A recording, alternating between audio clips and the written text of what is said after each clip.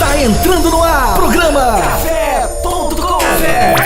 Café.com. Entrevista com personalidades, músicos, escritores, médicos, entre outros. Aumente o volume e fique à vontade. No ar. Café.com. Olá, estamos começando mais um Café.com, o programa do Colégio Equipe Leopoldina, levando informação para vocês aí na internet, no Facebook, né, YouTube. Hoje nós vamos tratar do tema depressão na adolescência.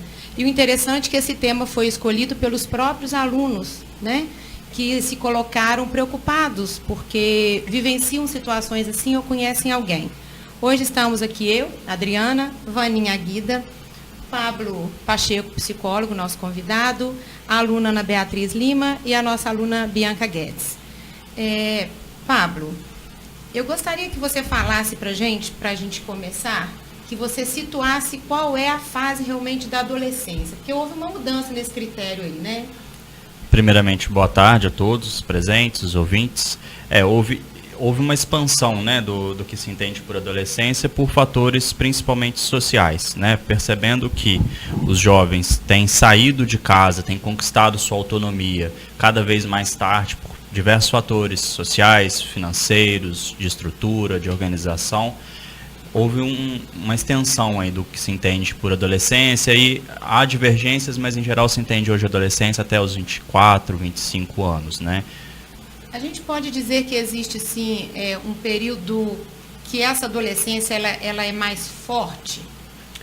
De certa forma, a adolescência é um conceito que foi criado para entender o período entre a infância e a vida adulta, né? Então, o começo da adolescência, em geral, é o que apresenta a maior fase de mudanças na vida do indivíduo. Então, quando começam a ter as mudanças corporais, as mudanças hormonais, que vão desencadear depois diferenças de comportamento que podem, né, também desencadear diferenças sociais em relação ao trato com a família, a tentativa de pertencimento a um grupo, tentativa de encontrar companheiros, amigos, parceiros afetivos, e isso vai ser a fase mais crítica, digamos assim, né, o começo da adolescência.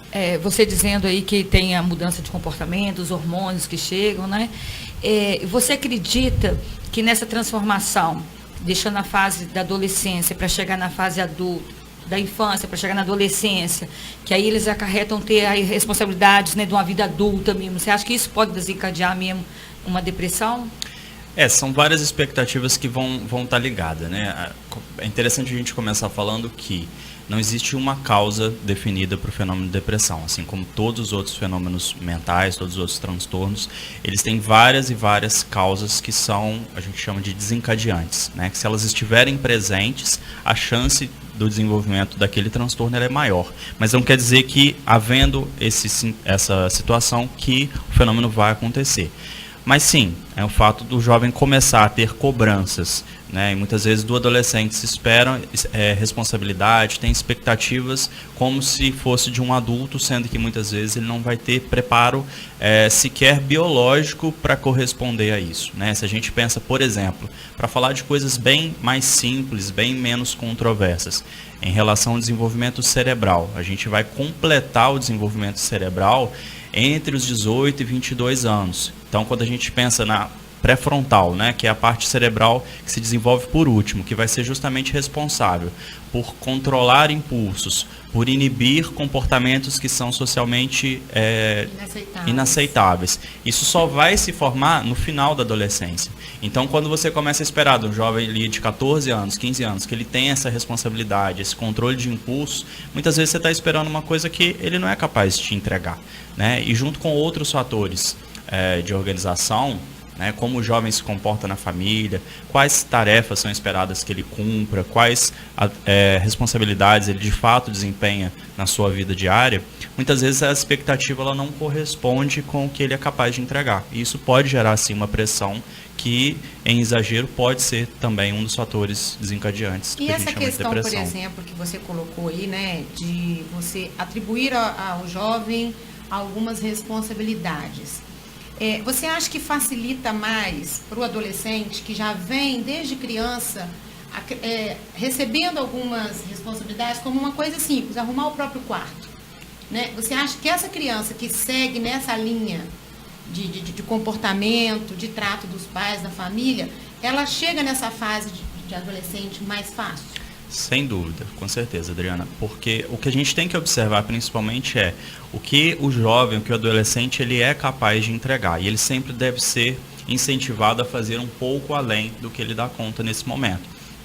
Então, se ele tem aptidão física, desenvolvimento de habilidades cognitivas suficientes, por exemplo, para arrumar o quarto, organizar seus próprios horários, comparecer aos compromissos que é esperado que ele compareça, escola, cursinho, aula disso e daquilo, quanto mais isso for entregue de forma de responsabilidade para ele, é interessante que seja cobrado, com uma dose sempre de considerar que, à medida que o jovem vai deixar de ser criança e vai passar mais para a adolescência, né, vai conquistando a sua autonomia, vai desenvolvendo a sua personalidade, seus interesses, ele começa cada vez mais a ter vontade própria. E essa vontade própria, que é uma coisa que é muito simples para a gente considerar, muitas vezes os pais esquecem de considerar quando estão lidando com o adolescente. Meu filho não tem que ter vontade, não tem que querer, ele tem que ir para o cursinho de inglês, de espanhol, de francês, de italiano, de alemão, porque eu sei que é o melhor para ele. Daí a criança sai de manhã cedo e fica até de noite na rua fazendo um monte de coisas, e muitas vezes a gente comenta que não tem tempo para ser criança, né, para ser adolescente. Então, nesse processo é sempre interessante desenvolver o interesse do jovem pelas atividades que ele participa, estimulando que ele tenha interesse naquilo, mas não que seja uma sobrecarga. Você dizendo aí que essas responsabilidades com uma dose mais, né, comedida, você acredita que em alguns casos os pais podem ser culpados por eles acarretarem uma depressão? Existe alguma coisa? A questão de culpa a gente tem que tomar muito cuidado para falar, até porque eu entendo, né, eu lido com jovens, com pais de jovens, e muitas vezes essa sobrecarga, por exemplo, de responsabilidade que a gente comentou anteriormente, ela é feita com a melhor das boas intenções, né? Então o jovem realmente coloca muitas responsabilidades, o pai coloca muitas responsabilidades para o jovem, justamente porque ele acredita que aquilo vai ser o melhor, né? Essa frase, eu quero dar o melhor para o meu filho, eu quero dar para ele tudo que eu não tive, é quase que onipresente assim, nos pais. E a questão é que, muitas vezes, é fácil perder a mão, digamos assim, nesse processo, né? É fácil sobrecarregar o jovem com algumas demandas que, às vezes, ele não vai estar tão apto a entregar, né? Para isso tudo é muito importante um vínculo sadio, um vínculo saudável com o filho, para conseguir entender o que ele dá conta, o que ele tem interesse, se não está sendo estímulo demais, se não está sendo muita pressão, e principalmente como que ele está reagindo a isso. Porque as mudanças biológicas, sociais que a gente vai ter já na adolescência, por si só, elas já são muito grandes, muito sérias. Qual seria, Pablo, o grau de importância da frustração na formação desse adolescente? A gente tem várias hipóteses em relação a isso, né? E sempre as teorias que a gente vai ter na psicologia, na sociologia, elas às vezes vão ser mais complementares do que definitivas. Uma hipótese que a gente tinha até muito tempo é a hipótese da frustração-agressão, que uma pessoa, um indivíduo frustrado, ele vai ter uma tendência muito grande de responder essa frustração com alguma agressão, né? E juntando a isso, a gente tem uma teoria razoavelmente bem aceita de que a depressão é uma forma de agressão endógena, né? Você, ao invés de exteriorizar a agressão, você se autoagride, seja por negligência ou ativamente. Então, se a gente for seguir essas duas teorias, um nível muito grande de frustração pode sim gerar comportamentos que são mais agressivos. É importante aprender a lidar com as frustrações, né? Mais do que a frustração em si, porque frustração é algo inevitável. Espero que todo mundo que esteja ouvindo já saiba disso a essa altura do campeonato. Mas como a gente lida com essas frustrações é que é muito importante, né? Felizmente, a gente não consegue tudo que a gente deseja. Então, à medida que a gente precisa lidar com não conseguir tudo que a gente deseja, determina muito como a gente vai se desenvolver. E qual a diferença entre depressão e tristeza? Essa é uma pergunta bem importante, assim, eu acho que é uma das básicas, né? Tristeza é uma das coisas que a gente sente, assim, muito normalmente, a gente vai sentir várias vezes ao longo da vida. Tristeza é uma das emoções básicas do ser humano. É normal sentir tristeza e é saudável sentir tristeza. A tristeza quer dizer que algo que você queria não aconteceu da forma como você queria. E é importante, na forma como a gente se relaciona com o mundo, expressar como a gente se posiciona em relação a isso. Já a depressão, a gente tem até uma confusão na linguagem, que a gente usa indiscriminadamente depressão para significar coisas diferentes. A gente usa tanto para significar um estado de tristeza mesmo, né? Então, se eu estou triste porque o meu time perdeu, porque o namorado brigou comigo, eu estou depressivo, né? Posto no status e tudo mais, estou muito depressivo. Que não está totalmente incorreto, mas a depressão, enquanto transtorno, ela é uma síndrome, né? Ela é um transtorno psicológico, é uma série de sintomas, uma série de sinais que reunidos e quando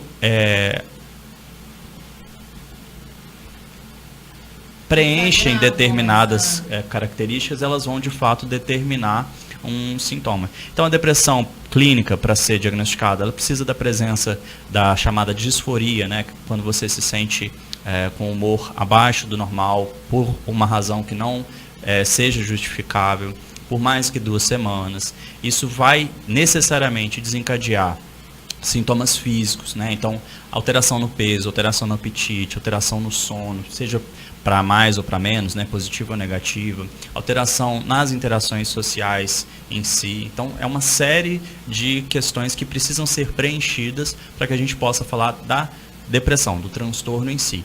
Também lembrando que existem, né, diferentes tipos de depressão. A gente tem vários, a gente tem o mais comum, né, o mais falado, o transtorno depressivo maior, cientificamente falando, que é quando você tem um período muito grande de disforia que prejudica as suas atividades do dia a dia, que vai ter alterações físicas, né, que vai ter várias mudanças psicossomáticas. A gente tem outros também, é importante lembrar que o próprio transtorno bipolar é um tipo de depressão, né? Uma depressão de 2 polos. Você tem o polo depressivo em si, a disforia, e você tem o polo de mania, que é o polo onde você está eufórico, com uma autoestima elevada, um senso de capacidade elevada. A pessoa vai acreditar que é capaz de fazer muita coisa de forma, às vezes, delirante. E isso também é parte do mesmo espectro, né? Então a gente tem subdivisões e a gente tem também a possibilidade, é sempre importante lembrar, a pergunta que você falou é muito pertinente, né? A pergunta que você fez, a gente tem a possibilidade de enfrentar um período de episódio depressivo sem necessariamente configurar um transtorno depressivo. Você pode estar excessivamente triste por um período longo, sem ter uma causa específica, mas isso passar antes de 2 semanas, isso não acontecer mais, você conseguir resolver de alguma forma, porque conversou com alguém, porque a situação que te incomodava se resolveu, que você conseguiu dar conta dela. Então, é possível que a gente tenha, né, o sintoma de depressão sem desenvolver a doença, o transtorno em si. Hoje em dia, está sendo mais comum falar em depressão, né? A gente tem uns anos atrás, isso não era tão comum. Você acha que isso seria uma forma de explicar tantos casos de jovens depressivos? É porque eles ganharam voz, ganharam presença, e isso antes era considerado isso é bobeira de menino? Até na terminologia a gente tem algumas diferenças, né? O que hoje a gente chama de transtornos depressivos, a gente tinha centenas de anos atrás a melancolia, né? Você tinha outras formas de denominar isso, o que denota somente que a gente está lidando com um fenômeno que segue a humanidade há muito, muito tempo. É claro que, à medida que a gente consegue conversar mais sobre isso, tanto a gente consegue identificar melhor, porque as pessoas estão um pouco mais atentas para observar os sinais que podem indicar uma depressão, quanto também, de certa forma, pode imiscuir no meio do discurso um pouco de confusão, né, em relação um pouco ao que eu comentei anteriormente. Eu tenho observado, por exemplo, em redes sociais, o jovem, existe uma certa glamorização da depressão, né? O jovem às vezes coloca, e tem meme, e tem figurinha, e tem vídeo, tem um monte de coisa, que às vezes pode dar a impressão de que se está falando mais, que se quebrou o tabu, mas que não necessariamente tem sido feito dessa forma. Porque você, de fato, quebrar o tabu sobre um assunto é você conseguir sentar e discutir seriamente como aquele assunto te toca, como ele tem te atrapalhado e como você pode fazer para ajudar, para ultrapassar, para superá-lo. Quando você simplesmente faz uma piada, quando você simplesmente faz uma brincadeira de internet e tudo mais, às vezes você está mascarando um sofrimento na forma de uma brincadeira. Isso acontece muito frequentemente, né? Eu trabalho falando um pouquinho das minhas atuações, assim. Eu trabalhei muito tempo no CRAS, né, o Centro de Referência de Assistência Social, do Alto Cemitério, no qual a gente fazia um trabalho preventivo com os jovens, com a comunidade. E estou atualmente no CREAS, aqui atrás do Rosário, que vai ser um trabalho já quando houve, de alguma forma, alguma violação de direito desses jovens. Então, o trabalho com jovem é uma coisa que eu faço. Além, claro, da clínica, onde eu atendo com perfil psicoterápico. Então, quando eu percebo que muitas vezes, mesmo um jovem que brinca muito disso, que posta status de depressão, de tristeza, põe carinha triste para lá e para cá, muitas vezes ele não consegue sentir que as pessoas com as quais ele está comunicando entendem de fato o que ele está passando. Então, simplesmente falar sobre o assunto não resolve. A gente precisa conseguir ter empatia para acolher as pessoas que de alguma forma possam passar por isso. Essa fase, né, ela é muito voltada para aquela situação assim, né? Você sai do seu núcleo familiar e você ganha um núcleo social dos amigos. E aí começam as autocríticas, né? Como, por exemplo, da própria imagem. A menina quer ter o cabelo liso, né? O menino quer ter músculos. Como os pais devem ficar atentos para essas questões, para isso não chegar a se tornar um problema, né, a ponto de causar uma depressão no adolescente?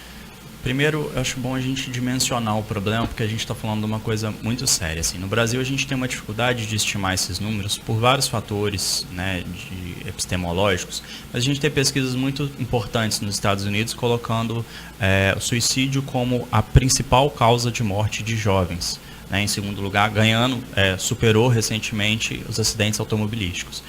Isso indica, o suicídio, a gente estima que metade dos casos de suicídio são decorrência de quadros de depressão.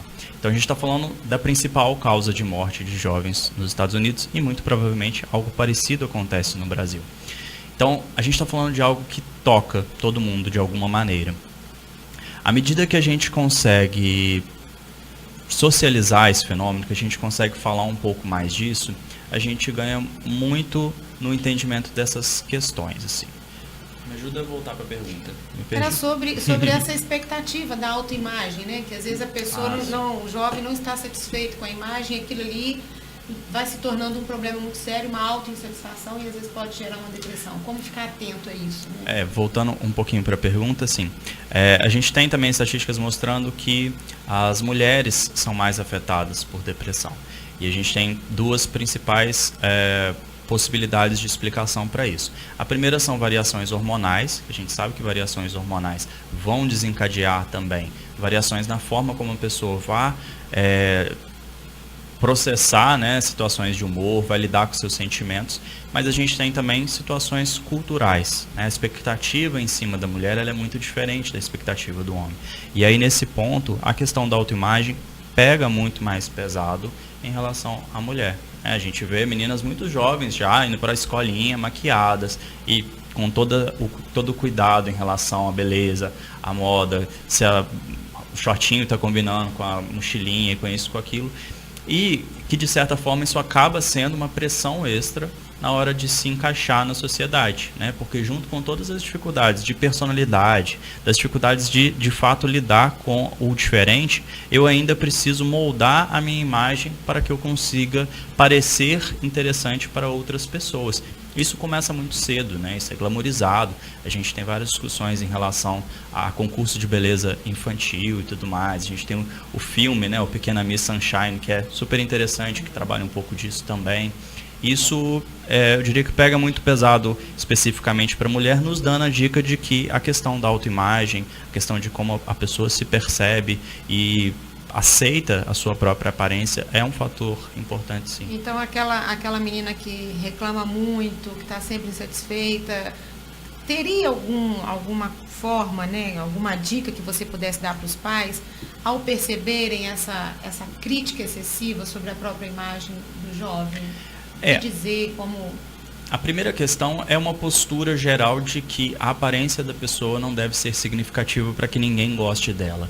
Né? E para a pessoa interiorizar uma crença desse tipo, né? Eu preciso parecer de tal ou qual modo para que as pessoas gostem de mim, para que as pessoas me respeitem, eu começo a ter muita dificuldade de trabalhar depois a autoimagem. Quando eu pego uma paciente de 30 anos que tem um transtorno de autoimagem, ela já tem uma série de crenças que foram construídas desde a infância dela sobre como ela deve parecer, sobre como o corpo magro é mais bonito, sobre como o olho claro é o olho certo, sobre como o cabelo liso é o cabelo bom e várias outras coisas, né? E então todas essas cobranças de fato vão aumentar a pressão.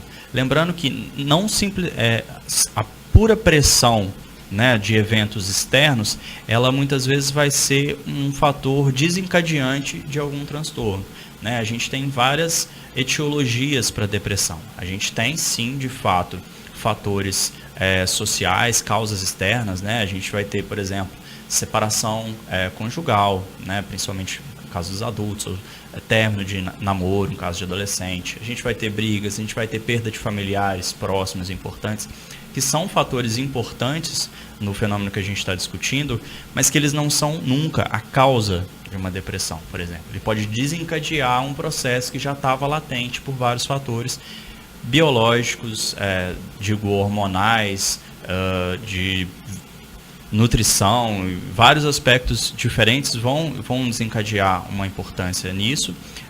Genética em si, né, a gente sabe que filhos de pais depressivos têm uma chance muito maior. Se você tem um histórico na família, é bom também ficar atento com isso.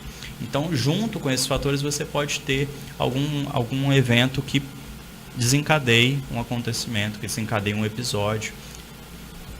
Você acredita nos seus atendimentos que às vezes os adolescentes vêm pedindo ajuda no fator, igual você fala, nas frustrações, sendo agressivos, né? E às vezes a gente ouve falar que é drama de aborrecente, logo isso vai passar, esse menino está passando dos limites. Às vezes com uma falta de educação, né? Aí depois chega a desencadear uma depressão, né?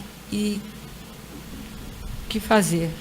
Pelo fato do jovem, muitas vezes, ele estar comprometido mais diretamente com a escola, muitas vezes, e ser, né, suposto que ele é obrigado a estar estudando, e muitas vezes ele continua frequentando, muitas vezes o jovem não vai ter aqueles fatores que estão presentes no adulto, de interromper as suas atividades para sofrer, digamos assim, né? Então, a forma como o jovem expressa os seus sintomas depressivos, ela é muito diferente da forma como o adulto expressa. No jovem é muito mais comum ter isolamento social ou comportamentos sociais inadequados, consumo de álcool ou outras drogas, agressividade dentro de casa, perda de vínculo com a família. Isso tudo vai ter muito a ver com a forma como o jovem está manifestando, está dizendo do seu sofrimento, né? Você disse mais anteriormente que já desde cedo já começa aquela coisa de vai ter aula de inglês, vai para natação, né? Muita responsabilidade desde cedo. Você acredita que, nessa maioria das vezes, os adolescentes passam mais tempo estudando? Os professores são os principais, costumam eles detectar um comportamento muito mais diferente, né? E talvez procurarmos pais, lógico que a gente não vai diagnosticar, que nós não somos para isso, mas para procurar saber, às vezes a gente não é correspondido. Até uma coisa interessante, né, em relação às dúvidas que a gente tem sobre problemas de saúde mental, problemas sociais no geral.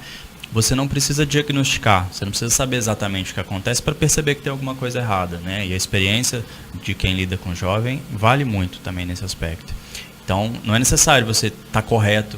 Às vezes você está em dúvida se pode ser uma depressão, às vezes é o começo de um outro transtorno. Nós percebemos a diferença de uma aula para outra, o aluno. Então, né? Isso é muito importante. Agora, uma outra questão que eu acho bacana a gente trazer é que raramente o adolescente, e a criança mais ainda, procura essa ajuda profissional, eu digo, espontaneamente. E muitas vezes ele também não vai procurar com essa demanda específica. Às vezes ele vai procurar porque ele não está conseguindo resolver um determinado aspecto, mas ele não entende que esse determinado aspecto que está travado na vida dele está ligado com a forma geral como ele lida com os sentimentos, como ele lida com as pessoas.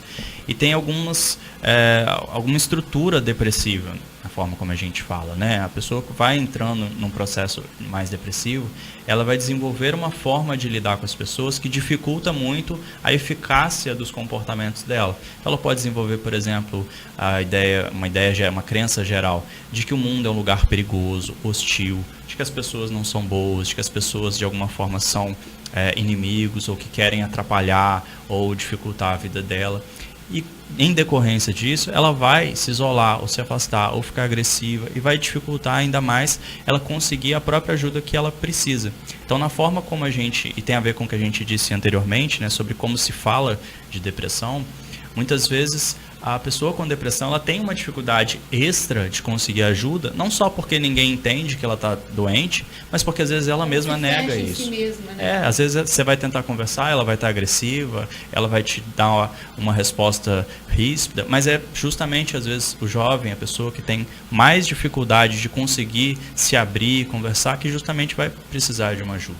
Nós vamos dar um intervalinho, né, para tomarmos um café, uma água e já voltamos. Café.com. Café.com. Aqui seu sonho se torna realidade. Sua festa aqui. Casa de Festas e Eventos Faz de Conta. Você sonha, nós realizamos. Rua 27 de Abril, 177. Contato Zap 999386545. Casa de Festas e Eventos Faz de Conta.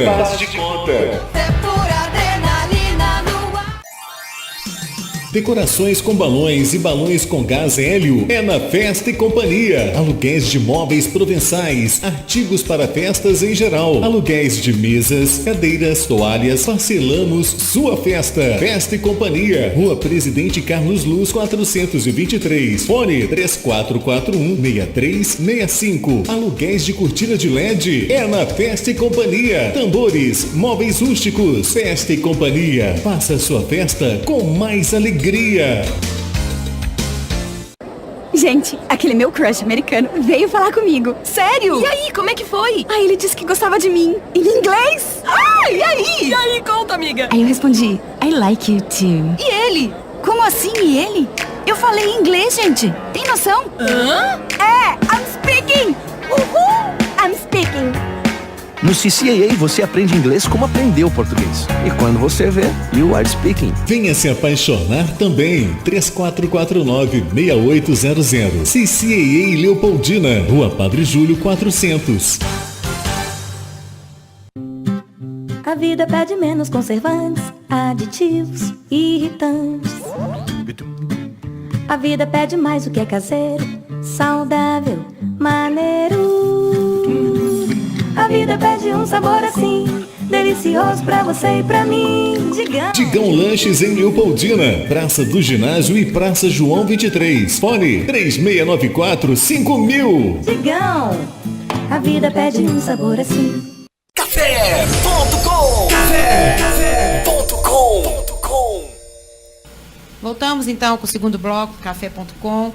Hoje o assunto depressão na adolescência, recebendo aqui o psicólogo Pablo Pacheco, as nossas queridas alunas aí, né? Ana Beatriz e Bianca. E Ana Beatriz, você tem uma pergunta para fazer para o Pablo? Fica à vontade. Como a gente lida com os amigos que têm a depressão? Como que a gente faz, nossas palavras, medir as atitudes com os amigos? Primeira coisa a observar, assim, a gente ainda tem um tabu muito grande em relação a transtornos mentais no geral. Então, uma coisa que eu acho importante a gente colocar de início aqui. Depressão é uma doença. Ela é, em grande parte, ocasionada por situações biológicas, né? Tanto que você consegue, com medicação adequada, você consegue reverter esse caso, né? Então, uma pessoa que, de certa forma, não encontrava prazer na vida ou que tinha uma ideação suicida, ela vai ter isso revertido por um tratamento adequado, né? A gente tem hoje o padrão ouro para o tratamento de depressão, a gente tem associado a psicoterapia, né? Especificamente a terapia cognitivo-comportamental, que é uma das linhas de abordagem da psicologia, com o tratamento farmacológico específico. Então, tratar da depressão, você consegue atuar nessas bases, você consegue ajudar a pessoa.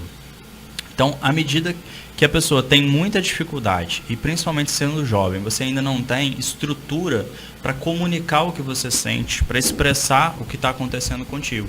Então, muitas vezes, conseguir comunicar o que está sentindo por si só já provoca um alívio muito grande nesse sofrimento. Então, a primeira coisa, e das mais simples que a gente pode fazer para lidar com uma pessoa com depressão, seja uma suspeita, seja confirmado, diagnosticado, é justamente acolher essa pessoa, né? A gente tem pesquisas várias mostrando que, em relação ao suicídio, que a gente pode entender como assim, a complicação máxima de uma depressão, às vezes 10 minutos de uma conversa atenta, não precisa ser profissional. Uma pessoa conversando atentamente com uma pessoa com ideação suicida. Por 10 minutos, aquela ideação cessa por meses. Então, assim, o fato de você acolher, mostrar para a pessoa que ela não está sozinha, que o sofrimento dela, de alguma forma, faz sentido, né? Que ela não está ficando louca, ela não está sentindo uma coisa que é completamente estranha. Ela está sofrendo porque, de alguma forma, ela entendeu que aquilo que ela está passando não é justo, ou que aquele sofrimento ela não dá conta de lidar. Então, acolher essa pessoa, conversar, estar próxima, né? E lembrando, igual a gente falou no primeiro bloco, às vezes uma pessoa com depressão vai ter dificuldades extras de socialização. Às vezes você vai chamar ela para sair, ela não quer, mesmo uma coisa bacana, né? Você vai chamar para um cinema, vai chamar para um show, ela não vai estar a fim de ir, né? Então, a depressão, você tem um processo que prejudica, inclusive, a obtenção do seu lazer. E isso entra num ciclo em que a pessoa vai ficando mais e mais deprimida. Então, não se afastar dessa pessoa, continuar sendo um apoio, é um dos fatores-chave para lidar, assim.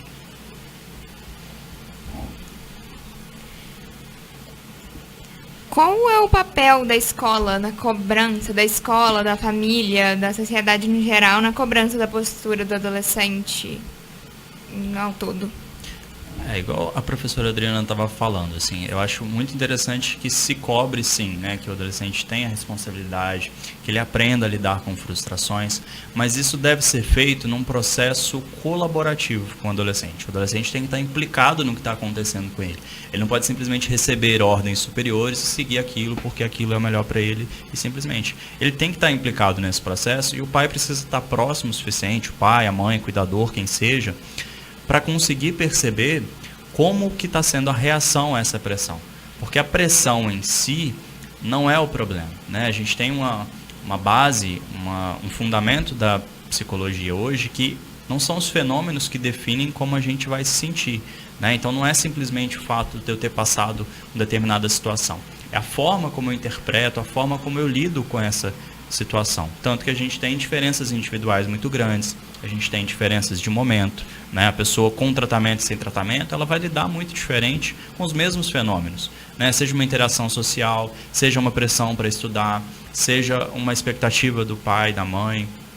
Então, conseguir ter sempre uma via de diálogo aberta com esse jovem é muito importante para que a gente consiga identificar situações de risco, consiga observar que alguma coisa pode não estar ok, né? E como a gente falou anteriormente, não necessariamente vai ser depressão, mas se de alguma forma o jovem está reagindo de forma indesejada, inadequada para uma situação, se ele está triste demais, se ele está faltando demais às aulas, se ele está muito agressivo, se ele está se isolando das pessoas, se ele não quer sair, se ele não tem atividades de lazer e vários outros, né? Lembrando que cada pessoa vai ter a sua individualidade para expressar seu sofrimento. Mas quando a gente está próximo das pessoas, a gente nota quando elas não estão bem, né? Então, para isso, a gente precisa estar próximo das pessoas. E sempre, em caso de necessidade, busque ajuda profissional, mesmo que não tenha se confirmado, né? A ideia é que quanto mais cedo a gente conseguir tratar, e a depressão é uma doença que tem tratamento, que é possível de ser revertida em seus sintomas, quanto mais cedo a pessoa tiver tratamento, melhor para ela, para a família, para os amigos. Opa, na pergunta da Ana Beatriz, que ela citou que ela na situação de um amigo, ela não sabe o que fazer, né? Como lidar, no caso. Né? O adolescente depressivo, aí você disse no caso de 10 minutos de conversa, né? A gente consegue... Ouvir, né? É o ouvir. Mas eu acho que a gente não está escutando muito também. Mas como chegar, no caso dela, sendo adolescente, chegar para conversar com esse amigo? O que ela vai chegar para falar? Porque a gente sentiu ela meio apreensiva, meio com medo, não sabendo como lidar. O que ela chega para falar de imediato? Eu acho que uma postura geral, né? A gente tem até aqui no município, no Polo de Saúde, que é um serviço público que vai lidar com saúde mental também aqui em Leopoldina, a gente tem um grupo que é o Pode Falar. Né? Então, acho que essa postura do pode falar, né? Eu estou aqui para te ouvir, estou aqui para te acolher, e às vezes não é sobre dar uma solução, né? Às vezes não é sobre resolver a situação. A gente sabe, Não, tem situações que a gente não consegue resolver.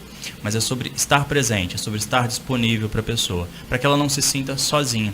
A gente tem um paradoxo muito grande na situação da depressão com o jovem, que são os jovens sofrendo, se isolando, e a gente tem uma prevalência muito grande. São muitos e muitos jovens sofrendo. E eles estão sofrendo isoladamente.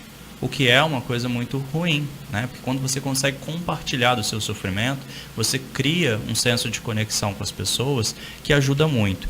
Então talvez eu não saiba exatamente o que dizer em cada caso, né? Mas assim, oferecer uma escuta ativa, uma escuta dedicada para a pessoa é sempre o caminho. E às vezes também você não precisa nem conversar direito com a pessoa, você pode, tipo, dar um abraço. A companhia também é muito boa, tipo, com os amigos. Você não precisa conversar também, sabe, né? Estar perto, né? Ela sentir que você está ali, que ela tem um apoio no caso ela precisar. E muitas vezes essa disforia ela vai ter muito a ver com a pessoa não encontrar prazer em atividades que ela gostava de fazer. Então chama para fazer alguma coisa bacana, sabe? Chama para sair, para tomar um sorvete, para ver um filme em casa, qualquer coisa que seja. Também é uma postura de empatia, de cuidado. É um e de repente também dá um conselhozinho também não custa, né, Pablo? Do tipo, né, tô percebendo que a Ana Beatriz está meio triste, sou amiga dela, não tenho meios de ajudá-la, meios mais consistentes e tudo. Ô, Ana Beatriz, conversa com seus pais, conversa com sua mãe, né? Porque também fica uma sobrecarga em cima daquele amigo que está vendo o sofrimento do outro, né? Uma coisa, você tocou num ponto importante, assim, as pessoas que lidam com pessoas com depressão, elas têm uma sobrecarga também muito grande, né? Os familiares, a situação de casamento em que um dos cônjuges tem depressão, o outro se sente muito sobrecarregado, porque é uma pressão muito grande e muitas vezes os outros vínculos sociais vão se rompendo a ponto de só restar uma pessoa que está próxima, que cuida. Então, criar novamente essa rede de apoio é muito importante. E a gente pode criar essa rede virtualmente em qualquer lugar. Inclusive, muitas vezes acontece na internet. A gente vê muito pedido. Eu estou aqui, se precisar de conversar, estou aqui, né? A gente vê isso direto. Isso. Assim, você é mais novo, as meninas nem se falam, eu e a Vaninha, a gente já tem alguns dias aí de mais experiência, né, Vaninha? Na minha época de adolescente, por exemplo, o que a Vaninha estava falando na hora do intervalo, para nós bastava, de repente, ter um segundo grau, né? Aqui dali já era conhecimento suficiente para você arrumar um emprego, de repente numa loja, no escritório, uma coisa assim.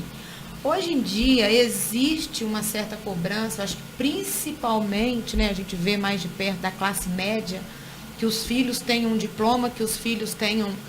Como dosar isso na parte dos pais? Porque aí os pais cobram da escola, né? A escola fica numa postura ali meio complicada, porque tem que ouvir o adolescente, tem que chegar nesse adolescente e tem que trazer, né, a expectativa, né, dos pais, aquilo tudo. Então, como a família deve dosar isso? Eu acho que a primeira coisa a observar, assim, talvez um dos fatores, né, da gente estar observando um crescimento nos casos de depressão entre jovens esteja justamente ligado com a forma como a qual o jovem tem sido visto na sociedade hoje em dia, cada vez com mais cobrança, cada vez com mais expectativa e muitas vezes sem receber a estrutura necessária para atender a essas expectativas. Então eu concordo com você, realmente essa cobrança, ela não é um simples delírio dos pais que querem de forma sádica pressionar os filhos e tudo mais. Não é à toa, né? Não é à toa. Tem um lado bom em cima disso daí, né? Exatamente. Mas é importante sempre parcimônia, sempre equilíbrio. Assim. O jovem ele precisa, para a sua saúde mental estar preservada, ele precisa de várias outras coisas, além de simplesmente estar indo bem na escola. Ele precisa de momentos de lazer, ele precisa de um grupo de amigos que seja apoio, ele precisa de momentos de descanso, ele precisa de alguém que seja um apoio social para ele poder se aconselhar, para ele poder tirar dúvida, para ele poder dizer que está sendo muito, que está sendo difícil. Ele precisa estar, enfim, né, em equilíbrio, acolhido, estar saudável para conseguir entregar isso. Até porque, né, a gente tem a depressão como a causa, a doença mais incapacitante do século. Né? Então, é a doença que vai mais indispor as pessoas de cumprirem suas funções. Então, à medida que a gente percebe que sim, existe alguma correlação entre um nível de cobrança, né, acadêmica, escolar, com um adoecimento psíquico, a gente precisa encontrar um meio termo que seja um pouco mais harmônico nesse processo. A gente tem, né, falando ainda de jovens, mas jovens aprovados em cursos de graduação muito disputados, eles têm um índice de adoecimento altíssimo.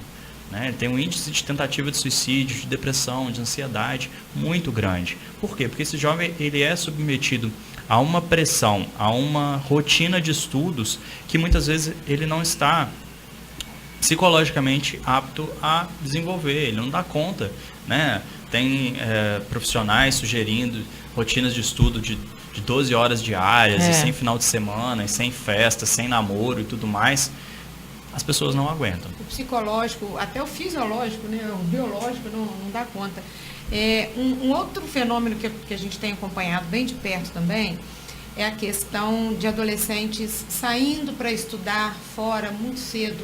Então a gente tem aí meninos e meninas com 15, 16 anos indo morar em outra cidade porque tem que fazer um curso tal. Como a família deve avaliar, quais são os critérios que ela deve levar em conta para ela perceber se esse filho realmente está preparado para aquele distanciamento, né? E quais são os sintomas, né? Ou os critérios que deve se olhar para você dizer, olha, não, eu vou deixar meu filho ir, ele realmente está preparado para ir. Como é que funciona? Essa é uma pergunta bem interessante também, né? Até pessoalmente. Eu saí de casa com 17 anos justamente para estudar numa cidade nova, sem conhecer ninguém. E assim, tem várias dificuldades que a gente passa que você não tem como ensaiar antes, né? É só quando você vai morar sozinho que você descobre que você não sabe fazer um monte de coisa que surgia pronto na sua casa porque alguém fazia e você nunca parou para pensar nisso. Então, esse preparo, né, prévio de que é viver uma vida adulta de fato, quanto mais ele for sendo criado dinamicamente, progressivamente, melhor. E aí é interessante que essa separação ela não aconteça abruptamente, né? Então, o filho vai morar numa outra cidade, vai fazer, mas isso não quer dizer que o pai não pode estar ligando, junto acompanhando, voltar, né? Fornecer justamente essa rede de apoio. A gente, na maioria dos casos, o jovem em algum momento vai sair, né, do ninho, né? E lidar com isso, mais cedo ou mais tarde, é uma necessidade. A ideia é que quanto mais de forma harmônica isso for feita, de forma progressiva, melhor, sempre mantendo esse canal aberto. Assim. Famílias que têm um vínculo muito bom com seus filhos, né, que permitem que os filhos expressem, olha só, uma coisa é eu estar cansado, né, outra coisa é eu estar esgotado, outra coisa é eu desmaiar durante uma aula porque eu estava em estafa. Então, assim, existem níveis, né? Igual a gente comentou antes da tristeza e da depressão, a gente tem níveis também de cansaço, de reação a estresse, de o que é possível suportar e, principalmente, aí é importante os pais também dosarem isso e conversando com os filhos. O que é necessário suportar, né? A gente comentava aqui em off. Será que faz tanta diferença, assim, para o desempenho acadêmico do filho ser aprovado com 17 ou com 18 anos, né? Será que um ano a mais para ele organizar, se formar, amadurecer, né? Exatamente. Não é aquela hora, não tem que ser aquela hora. Então, muitas vezes isso pode ser um pouco flexibilizado em prol da saúde do adolescente. É claro que isso varia de caso a caso, né? Um profissional especializado é o mais indicado para avaliar quanto que o jovem tem condições, né, de desenvolver a sua autonomia social e de independência para a vida autônoma, conforme cada caso. Assim. Eu acho que volta naquela questão que você falou de conseguir ouvir o outro, né? Porque às vezes aquela mudança é um desejo dos pais, mas não é um desejo do adolescente. Isso é muito importante. Então você de repente impor alguma coisa assim tão drástica, né? Pode realmente trazer vários problemas, né? Entre eles a depressão. Até porque a gente sabe que motivação é um processo endógeno, né? Motivação vem de dentro. Ninguém pode me motivar a fazer nada. No máximo a pessoa pode me oferecer uma razão que me convença a querer fazer algo. Então, se eu de fato não quero, né, estou decidido que não quero aquilo de forma alguma, e direto ou indiretamente o jovem pode dar sinais que são contrários ao que o pai está querendo, são contrários às vezes até à própria saúde, porque muitas vezes não conseguindo expressar isso de uma forma mais saudável, ele pode desenvolver algum sinal, né, físico ou psicológico que vai indicar que alguma coisa não está legal. Pablo, é muito, né? É muito Muito assunto, muito casos. Em todos os assuntos que a gente falou até agora, tudo pode desencadear a depressão. Isso é importante. Importante a gente pensar que sim, e não é à toa que a depressão é uma doença tão prevalente, né? A gente tem várias e várias condições que de fato vão favorecer o desenvolvimento. Mas a gente também tem muito recurso que a gente pode usar para lidar com isso, né? A gente tem cada vez mais possibilidades de mídias de comunicação facilitada. Então, o filho que saiu de casa, poxa, você consegue ter acesso a ele de várias formas. Hoje assim. é mais fácil, você consegue ter, né, uma proximidade. Estar conectado. O pai trabalha até tarde e não tem tanto tempo. Acontece, a gente entende tudo isso também. Mas isso não é necessariamente, isso não vai implicar necessariamente que haja uma desconexão entre o pai e filho. Isso não vai necessariamente dizer que a relação vai ser ruim, né? A gente tem cada vez mais falado sobre transtornos mentais, sobre depressão e outros, e acho que falar disso, entender, perguntar e colocar isso, né? Porque eu tenho certeza que a forma como as meninas do ensino médio entendem isso vai ser muito diferente que os pais, mães vão entender, que os avós entenderam. E essa mudança, né? Esse processo de mudança geracional nos dá muito recurso para lidar também de uma forma um pouco mais capacitada. Vamos chegar num assunto celular, né? Então vamos voltar lá. Eu não tinha celular na minha época de adolescente, né? Nós brincávamos na rua, as brincadeiras, tinha horário para entrar, a gente tinha que estar em casa 10 horas da noite. Uma interação social presente, né? Não é essa coisa virtual. O tempo parece que era maior, né? O dia agora não parece que não tem 24 horas, acabou o dia. Você acha que o celular, às vezes eles até brincam, né? Que agora tem o braço, antebraço, mão e o celular faz parte do corpo, né? Você acha que o celular também é uma coisa que vem? O celular é uma ferramenta, né? A gente precisa identificar para que ele está sendo usado. Da mesma forma como eu dei um exemplo, talvez um pouco otimista anteriormente, que o celular pode ser usado, inclusive para conectar de forma saudável e com conexão de qualidade os jovens com os seus pais, ele pode ser usado para várias outras coisas, né? Da mesma forma que a gente encontra hoje um grupo de ajuda online, você também encontra informações que podem ser muito danosas para quem está em processo depressivo, por exemplo. Então, assim, a ferramenta em si ela é neutra. A forma como ela é utilizada é que pode ser positiva ou negativa. E aí, volto naquilo, assim, os pais próximos do aluno, primeiro, né, existe uma idade mais propícia de você desenvolver, introduzir o uso de um smartphone, que é uma ferramenta que você tem ali virtualmente toda a informação do mundo. Isso exige um certo preparo, né, psicológico, e muitas vezes é bem difícil você encontrar esse preparo antes dos 10 anos de idade, por exemplo, né, porque é muita informação e lidar com essa informação exige uma certa estrutura, uma certa maturidade que muito jovem não vai ter. Então, estar observando o que é feito no celular, para que é usado, né? Como que é usado, o que está acontecendo, com quem se conecta, qual conteúdo está acessando.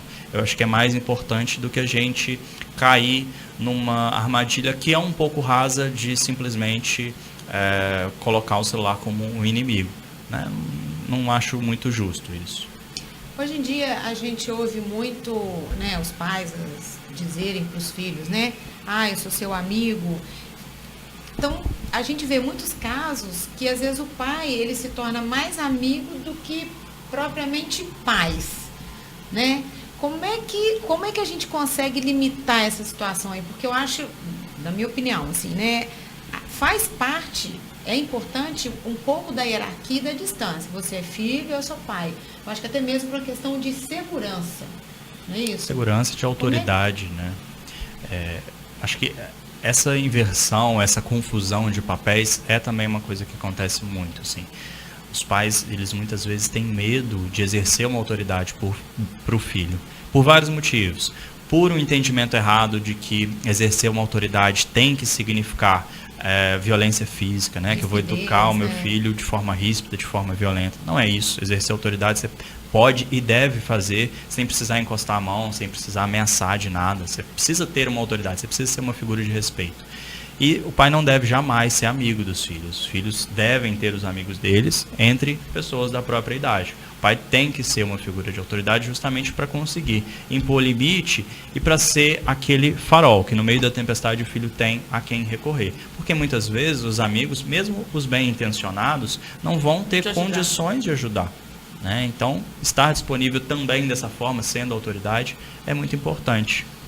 Eu gostaria que você passasse para a gente aí os centros de apoio que existem em Leopoldina, né? Os gratuitos, dentro, você falou que, né, você participou do CRAS, você poderia passar para a gente esses pontos, né? Às vezes alguém que esteja nos ouvindo, nos assistindo, tenha interesse de procurar esses trabalhos, né? Eu vou só dar umas orientações, assim, não vou tentar não me estender muito, assim, em relação a isso. Primeira coisa, né, em dúvida, em qualquer suspeita de que possa haver um transtorno mental, alguma situação inadequada, indesejada de saúde, procurar um especialista, procurar um profissional, seja um médico generalista que vai te encaminhar, ou mesmo um psiquiatra. A gente precisa desestigmatizar a psiquiatria, a psicologia, sabe? Não são profissionais que lidam com loucos, não são profissionais que estão lidando com alguém que de alguma forma deu muito errado na vida. A gente tem doença mental, a gente tem saúde mental, da mesma forma como a gente tem saúde e doença física, normal, né? Você está sujeito a ter problemas de saúde como você está sujeito a ter qualquer outros, assim. Então, procurar ajuda é muito importante, oferecer esse apoio, né? Para quem está sofrendo, lembrar que com cuidado a pessoa pode melhorar, continuar se alimentando bem, continuar fazendo as coisas que gostava, praticar atividades físicas, conversar com as pessoas sobre o que está sentindo, né, e aceitar que é um estado, né, que aquilo pode passar e aquilo pode ficar melhor, desde que você procure ajuda, você consiga esse atendimento. Em relação a essa ajuda, né, profissional, aqui no município a gente vai ter o polo de saúde, né, que vai fazer um tratamento clínico depois de uma triagem. Em casos mais urgentes, que seja uma ideação suicida, uma tentativa, a gente tem, caso seja necessário, que já tenha havido a situação, já tenha havido a tentativa, o hospital tem leitos específicos para o CAPS, que são reservados com psiquiatras que são acionados em caso de necessidade. A gente tem o próprio CAPS, que fica ali no São Cristóvão, que é um serviço de portas abertas para receber a população, todos gratuitos. A gente tem vários profissionais qualificados e adequados atendendo também aqui a cidade. A gente tem, indiretamente, né, a colega até estava comentando, os CRAS, né, os Centros de Referência de Assistência Social. Em cada bairro a gente vai ter são 3 na cidade, também contam com psicólogos, também podem ser procurados. E a gente tem serviços online, né? A gente tem vários grupos e a gente tem talvez o maior, que é o CVV, o Centro de Valorização da Vida, que é o telefone 188, é gratuita a ligação, principalmente em caso de ideação ou tentativa de suicídio. Né? Caso você não consiga uma outra pessoa para falar, é sempre uma alternativa, vai ter profissionais, vai ter pessoas qualificadas e treinadas para atender. E pessoalmente também e profissionalmente eu gostaria de me colocar à disposição, né? Atendo aqui em Leopoldina também, com clínica psicológica, né? Eu estou atendendo ali na Carlos Luz, 699, sala 502, fico à disposição. Vocês podem me encontrar tanto pelo telefone, o 99823-2048, quanto por redes sociais, que é psicólogo Pablo Pacheco, Facebook, Instagram, e é fácil de encontrar aí. E fico à disposição para atender, para tirar mais alguma dúvida que possa ter ficado, e queria agradecer também a participação aqui, né, o espaço para poder falar um pouco sobre isso. Eu acho que é uma oportunidade muito grande e espero que com isso a gente já esteja, né, abrindo portas para que a gente consiga falar mais sobre o fenômeno e evitar problemas em decorrência disso. A Rádio Equipe, né, chama mais um programa da Rádio Equipe, café.com.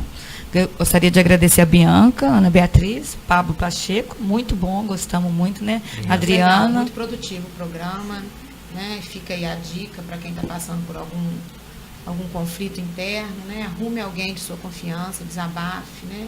O seu problema não é menor do que o dos outros, né? A sua dor é o tamanho da que você sente, né? E a gente segue. Muito obrigada, Pablo, Vaninha. Obrigada, também. Meninas. Agradeço, vocês querem falar mais alguma coisa? Darem tchau para os colegas? Não? Café.com Aqui seu sonho se torna realidade. Sua festa aqui. Casa de Festas e Eventos Faz de Conta. Faz de Conta. Você sonha, nós realizamos. Rua 27 de Abril, 177. Contato Zap 999386545. Casa de Festas e Eventos Faz de Conta. Faz de Conta.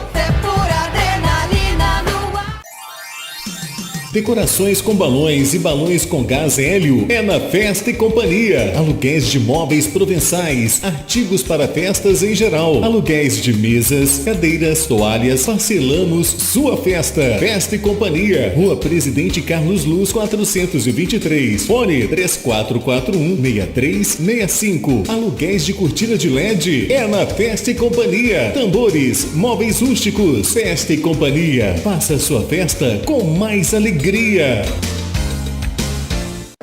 Gente, aquele meu crush americano veio falar comigo. Sério? E aí, como é que foi? Aí ele disse que gostava de mim. Em inglês? E aí? E aí, conta, amiga. Aí eu respondi, I like you too. E ele? Como assim, e ele?